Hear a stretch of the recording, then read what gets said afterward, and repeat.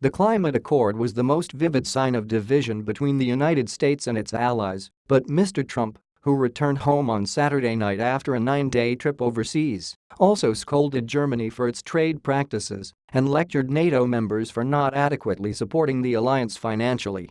But possibly strained ties with the United States were not the only issue for Ms. Merkel. She also had to intervene with the Turkish president, Recep Tayyip Erdogan, in Brussels to settle a dispute over visits to German troops stationed in Turkey. On Saturday, Ms. Merkel was unusually direct in discussing what she called unsatisfying talks on climate change, which is an important issue for many German voters and a hallmark concern for the chancellor, who first made her mark in the 1990s shepherding an international accord on the environment.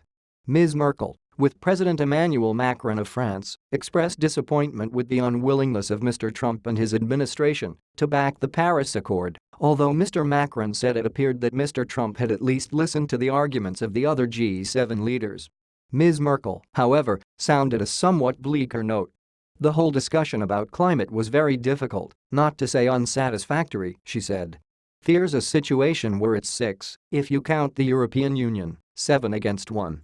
This is not just any old agreement, but it is a central agreement for shaping globalization, she said, adding, there are no signs of whether the US will stay in the Paris Accords or not. On Twitter, Mr. Trump said he would decide in the coming days. The president has pronounced the trip a resounding success. On Sunday, after being restrained while abroad, he returned to form, writing a string of Twitter posts. Among them, just returned from Europe.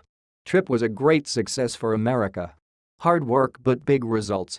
The Group of 20 meeting of world leaders will be held in Hamburg, Germany, in July, and that will afford more time for Mr. Trump to discuss the climate change pact, not just with the leaders of other Western countries, but also with countries like China, which signed on to the accord after wrestling with hard questions about its effect on the country's development. Continue reading the main story.